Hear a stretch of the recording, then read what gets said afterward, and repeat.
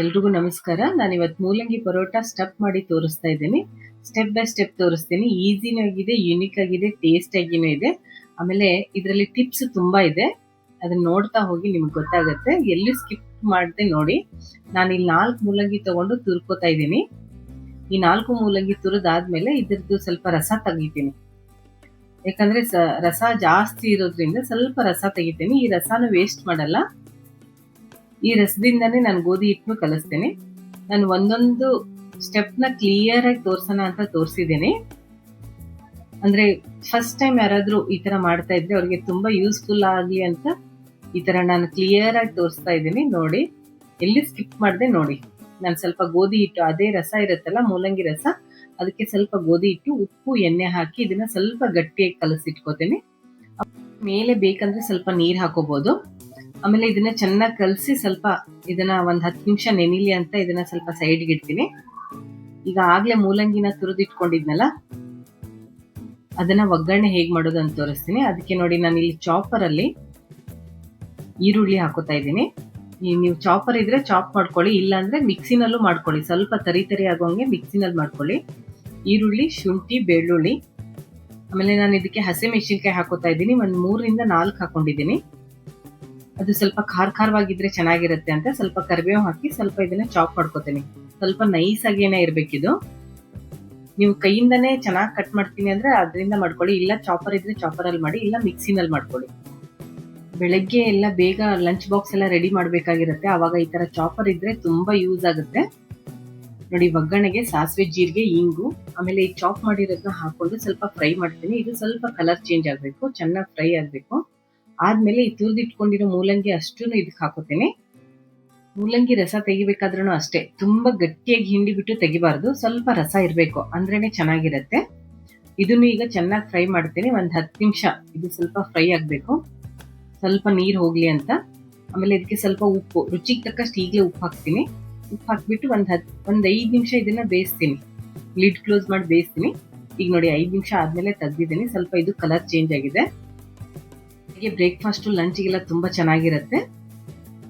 ಈಗ ನೋಡಿ, ಇದಕ್ಕೆ ಸ್ವಲ್ಪ ಅರಿಶಿನ, ರೆಡ್ ಚಿಲ್ಲಿ ಪೌಡ್ರು, ಧನಿಯಾ, ಜೀರಿಗೆ ಪೌಡ್ರು, ಸಾಂಬಾರ್ ಪುಡಿ, ಓಂ ಕಾಳು, ಇದು ಕಲೋಂಜಿ ಬೀಜ, ಇದನ್ನೆಲ್ಲನೂ ಹಾಕಿ, ಇದನ್ನ ಸ್ವಲ್ಪ ಗರಂ ಮಸಾಲ, ಇದೆಲ್ಲ ಹಾಕಿ ಚೆನ್ನಾಗಿ ಇದನ್ನ ಮತ್ತೆ ಫ್ರೈ ಮಾಡಬೇಕು. ಫ್ರೈ ಮಾಡಿ ಈ ಖಾರ ಎಲ್ಲ ಇದು ಮೂಲಂಗಿ ಜೊತೆ ಹೀರ್ಕೊಳ್ಳಿ ಅಂತ ಸ್ವಲ್ಪ ಒಂದು 5 ನಿಮಿಷ ಲಿಡ್ ಕ್ಲೋಸ್ ಮಾಡಿರ್ತೀನಿ. ನೋಡಿ, ಈಗ ಮತ್ತೆ ಇದು ಬೆಂದಿದೆ. ಈಗ ನೋಡಿ, ಇದಕ್ಕೆ ಸೀಕ್ರೆಟ್ ಇಂಗ್ರೀಡಿಯೆಂಟ್ ಅಂದ್ರೆ ಕಡಲೆ ಹಿಟ್ಟು. ಅದು ಸ್ವಲ್ಪ ಥಿಕ್ನೆಸ್ ಗಟ್ಟಿ ಬರ್ಬೇಕಲ್ಲ, ಅದಕ್ಕೆ ನಾನು ಕಡಲೆ ಹಿಟ್ಟು ಹಾಕ್ತಾ ಇದ್ದೀನಿ. ಕಡಲೆ ಹಿಟ್ಟು ಫಸ್ಟ್ 3 ಸ್ಪೂನ್ ಹಾಕೊಂಡಿದ್ದೀನಿ. ನೋಡ್ಕೊಂಡು ಹಾಕೊಳ್ಳಿ, ತುಂಬಾ ಹಾಕಿದ್ರೇನು ಟೇಸ್ಟ್ ಇರಲ್ಲ. 3 ಸ್ಪೂನ್ ಹಾಕೊಂಡೆ, ಆಮೇಲೆ ಮತ್ತೆ 2 ಸ್ಪೂನ್ ಹಾಕೊಂಡಿದ್ದೀನಿ. ತುಂಬಾ ಹಾಕಿದ್ರೇನು ಟೇಸ್ಟ್ ಚೆನ್ನಾಗಿ ಬರಲ್ಲ, ಅಂದ್ರೆ ಹಿಟ್ಟು ಅನ್ಸುತ್ತೆ. ಇದು ಹಾಕಿ ಒಂದ್ 5 ನಿಮಿಷ ಬೇಯಿಸ್ಬೇಕು ಇದನ್ನ. ಇದಾಗಿದೆ ನೋಡಿ. ಈಗ ಒಂದ್ 5 ನಿಮಿಷ ಆದ್ಮೇಲೆ ಅದು ಕಡಲೆ ಹಿಟ್ಟೆಲ್ಲ ಬೆಂದಿರುತ್ತೆ. ಅವಾಗ ಸ್ವಲ್ಪ ಕೊತ್ತಂಬರಿ ಹಾಕೊಂಡು ಸ್ವಲ್ಪ ಇದನ್ನ ತಣ್ಣಗೆ ಹಾಕಕ್ ಬಿಡ್ಬೇಕು. ನಾನು ತಗೊಂಡಿರೋ 4 ಮೂಲಂಗಿಗೆ ನನಗೆ 12 ಪರೋಟ ಆಗಿತ್ತು. ಇದ್ರಲ್ಲಿ ಪರೋಟ ಜಾಸ್ತಿ ಆಗಲ್ಲ. ನೀವು ಪರೋಟ ಜಾಸ್ತಿ ಬೇಕು ಅಂದ್ರೆ ಮೂಲಂಗಿ ಜಾಸ್ತಿ ತಗೋಬೇಕು. ನೋಡಿ, ಹಾಕಿರೋ ಕಡಲೆ ಹಿಟ್ಟು ಕರೆಕ್ಟ್ ಆಗಿದೆ. ಅದು ಆರಿದ್ಮೇಲೆ ಇಷ್ಟು ಗಟ್ಟಿ ಬರುತ್ತೆ. ಈ ತರ ಬಂದ್ರೆ ಸಾಕು, ತುಂಬಾ ಹಾಕಿದ್ರೂ ಚೆನ್ನಾಗಿರಲ್ಲ. ನೋಡಿ, ನಾನು ಇಲ್ಲೊಂದು ಸಿಲಿಕಾನ್ ಸೀಟ್ ಮೇಲೆ ಈಗ ಲಟ್ಸೋದು ತೋರಿಸ್ತೀನಿ. ನಿಮ್ಮ ಹತ್ರ ಚಪಾತಿ ಲಟ್ಸೋದಿದ್ರೆ ನೀವು ಅದ್ರ ಮೇಲೆನೆ ಲಟ್ಟಿಸ್ಕೋಬಹುದು. ಸಿಲಿಕಾನ್ ಸೀಟೇ ಬೇಕಂತಿಲ್ಲ. ನನ್ನ ಹತ್ರ ಚಪಾತಿ ಲಟ್ಸೋದಿಲ್ಲ ಅಂತ ನಾನು ಸಿಲಿಕಾನ್ ಸೀಟಲ್ಲಿ ಲಟ್ಟಿಸ್ತಾ ಇದ್ದೀನಿ. ನೋಡಿ, ಇದು ಇನ್ನೊಂದು ಟಿಪ್ಸು. ಈ ತರ ಫಿಲ್ ಮಾಡ್ಕೋಬೇಕು. ಚಪಾತಿ ಹಿಟ್ಟನ್ನ ಅಂಗೈಯಲ್ಲಿ, ಎಡಗೈ ಅಂಗೈಯಲ್ಲಿ ಕೆಳಗಡೆ ಇಟ್ಕೊಂಡು, ಮಧ್ಯೆ ಇದನ್ನ ಸ್ಟಫ್ನ ಇಟ್ಕೊಂಡು, ಮೂಲಂಗಿ ಸ್ಟಫ್ ಇರುತ್ತಲ್ಲ ಅದನ್ನ ಇಟ್ಕೊಂಡು ನಿಧಾನ ಸ್ವಲ್ಪ ತಿರುಗಿಸ್ತಾ ಹೋಗ್ಬೇಕು. ಅವಾಗ ಅದು ಫುಲ್ ರೌಂಡ್ ಬಾಲ್ ತರ ಆಗ್ಬರುತ್ತೆ. ಅವಾಗ ಇದನ್ನ ಈ ತರ ಲಟ್ಟಿಸ್ಕೋಬೇಕು. ನೀವು ಚಪಾತಿ ಯಾವ ತರ ಲಟ್ಟಿಸ್ತೀರೋ ಅದೇ ತರ ಲಟ್ಟಿಸ್ಕೋಬೇಕು. ಇದು ಆಚೆ ಬರುತ್ತೆ, ಕಟ್ಟಾಗತ್ತೆ, ಅಂಟ್ಕೊಳ್ಳುತ್ತೆ ಅಂತ ಭಯನೇ ಇರಲ್ಲ. ಅಷ್ಟು ಚೆನ್ನಾಗಿ ಬರುತ್ತೆ. ಆಮೇಲೆ ಇದು ಮಕ್ಕಳಿಗೆ ಲಂಚ್ ಬಾಕ್ಸ್ಗೆಲ್ಲ ತುಂಬಾ ಚೆನ್ನಾಗಿರುತ್ತೆ. ನೋಡಿ, ನಾನು ಎಷ್ಟು ತೆಳ್ಳಗೆ ಲಟ್ಸಿದ್ದೀನಿ. ಈ ತರ ಲಟ್ಸ್ಕೊಳ್ಬೇಕು. ನಿಮ್ಗೆ ಎಷ್ಟು ತೆಳ್ಳಗೆ ಬೇಕೋ ಅಷ್ಟು ತೆಳ್ಳಗೆ ಲಟ್ಸ್ಕೋಬಹುದು.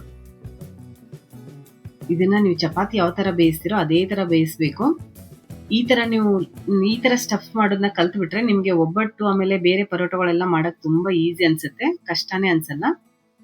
ನಾನು ಇನ್ನೊಂದು ಸ್ಟಫ್ ಮಾಡೋದು ತೋರಿಸ್ತೀನಿ. ಸ್ವಲ್ಪ ಸ್ಟಫ್ ಮಾಡೋದನ್ನ ತೋರಿಸ್ತಾನೆ ಇದ್ದೀನಿ. 2 ಅಥವಾ 3 ತೋರಿಸಿದೀನಿ. ಅದನ್ನ ಸ್ವಲ್ಪ ನೋಡ್ಕೊಳ್ಳಿ. ಯಾವ ತರ ಮಾಡ್ತೀನಿ ಅಂತ ನೀವು ಕ್ಲಿಯರ್ ಆಗಿ ನೋಡ್ಕೊಂಡ್ರೆ ನಿಮ್ಗೆ ಈಸಿ ಆಗುತ್ತೆ. ನಾನು ಇದಕ್ಕೆ ರೆಡ್ ಚಿಲ್ಲಿ ಪೌಡರ್ ಮತ್ತು ಗ್ರೀನ್ ಚಿಲ್ಲಿನೂ ಎರಡೂ ಹಾಕಿದ್ದೀನಿ. ಯಾಕಂದ್ರೆ ಇದು ಸ್ವಲ್ಪ ಖಾರವಾಗಿರ್ಬೇಕು. ಇದಕ್ಕೆ ಏನು ಬೇಕಾಗಲ್ಲ. ಇದಕ್ಕೆ ನಿಮ್ಗೆ ಚಟ್ನಿ ಬೇಕಂತಿಲ್ಲ, ಪಲ್ಯ ಬೇಕಂತಿಲ್ಲ, ಏನು ಬೇಕಾಗಲ್ಲ. ಸ್ವಲ್ಪ ಮೊಸರು ಇದ್ರೂ ನಡೆಯುತ್ತೆ, ಮೊಸರು ಇಲ್ಲ ಅಂದ್ರೂ ನಡೆಯುತ್ತೆ. ಸ್ವಲ್ಪ ಬರೀ ಉಪ್ಪಿನಕಾಯಿ ಅಥವಾ ತುಪ್ಪ ಇದ್ರೂ ಸಾಕಾಗತ್ತೆ. ನೋಡಿ ಅದು ಎಷ್ಟು ಚೆನ್ನಾಗಿ ಫ್ರೈ ಆಗಿದೆ. ಆ ಥರ ಫ್ರೈ ಮಾಡ್ಕೊಂಡ್ರೆ ಸಾಕು. ಸ್ವಲ್ಪ ಕ್ರಿಸ್ಪಿ ಬೇಕಂದ್ರೆ ಕ್ರಿಸ್ಪಿನ ಮಾಡ್ಕೋಬಹುದು, ಇಲ್ಲಾಂದ್ರೆ ಸಾಫ್ಟ್ ಬೇಕಂದ್ರೆ ಸಾಫ್ಟ್ ಆಗೇನೋ ಬೇಯಿಸ್ಕೋಬಹುದು. ಅದನ್ನ ನಾನು ಇನ್ನೊಂದು ಲಟ್ಟಿಸಿ ತೋರಿಸ್ತಾ ಇದ್ದೀನಿ ನೋಡಿ. ನೀವು ಯಾವ ತರ ಲಟ್ಟಿಸ್ತೀರೋ ಆ ತರ ಚೆನ್ನಾಗೇ ಬರುತ್ತೆ. ಒಂಚೂರು ಅಂಟ್ಕೊಳ್ಳಲ್ಲ, ಆಮೇಲೆ ಕಟ್ಟಾಗಲ್ಲ. ಇದು ಮಕ್ಕಳ ಲಂಚ್ ಬಾಕ್ಸ್ಗೆ ಅಂತೂ ತುಂಬಾ ಈಸಿ. ಆಮೇಲೆ ಬೆಳಗ್ಗೆ ಬ್ರೇಕ್ಫಾಸ್ಟ್ಗಂತೂ ತುಂಬಾ ಚೆನ್ನಾಗಿರುತ್ತೆ. ಯಾರಾದ್ರೂ ಫಸ್ಟ್ ಟೈಮ್ ನಾನು ಯೂಟ್ಯೂಬ್ ನ ನೋಡ್ತಾ ಇದ್ರೆ ಸಬ್ಸ್ಕ್ರೈಬ್ ಮಾಡ್ಕೊಂಡು ನೋಡಿ. ನೀವು ಸಬ್ಸ್ಕ್ರೈಬ್ ಆಗೋದ್ರಿಂದ ನನಗೆ ಒಂದು ಒಳ್ಳೆ ಮೋಟಿವೇಶನ್ ಸಿಕ್ಕಂಗಾಗತ್ತೆ. ಇನ್ನೂ ಒಳ್ಳೊಳ್ಳೆ ವಿಡಿಯೋಗಳನ್ನ ನಾನು ಮಾಡಬೇಕು ಅಂತ ನನಗೆ ಇನ್ಸ್ಪೈರ್ ಆಗ್ತೀನಿ. ನಾನು ಮಾಡ್ತಾ ಇರೋ ಎಲ್ಲ ಕುಕ್ಕಿಂಗನ್ನು ನಿಮ್ಗೆ ಇಷ್ಟ ಆಗ್ತಾ ಇದ್ರೆ ಒಂದು ಕಮೆಂಟ್ ಮಾಡೋದನ್ನ ಮರಿಬೇಡಿ. ನಾನು ಇನ್ನೊಂದು ತೋರಿಸ್ತೀನಿ ನೋಡಿ, ನಿಧಾನಕ್ಕೆ ನೋಡಿ. ನಿಮ್ಗೆ ಗೊತ್ತಾಗ್ಲಿಲ್ಲ ಅಂದ್ರೆ ಮತ್ತೆ ಒಂದೆರಡು ಸರಿ ರಿಪೀಟ್ ಮಾಡಿ ನೋಡಿ, ಅವಾಗ ನಿಮ್ಗೆ ಗೊತ್ತಾಗತ್ತೆ.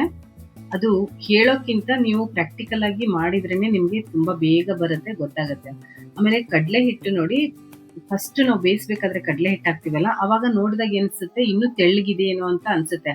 ಆದ್ರೆ ತೆಳ್ಳಗಿದ್ರೂ ಆಮೇಲೆ ಫುಲ್ ತಣ್ಣಗಾದ್ಮೇಲೆ ಗಟ್ಟಿ ಬರುತ್ತೆ. ಇನ್ನೂ ಕರೆಕ್ಟ್ ಆಗಿ ಅಳತೆ ಹೆಂಗಿರ್ಬೇಕು ಅಂತ ಹೇಳ್ತೀನಿ ನೋಡಿ.